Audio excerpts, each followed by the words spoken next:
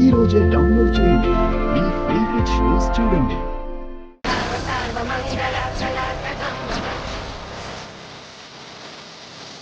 పోగని తెప్పిమంటారా?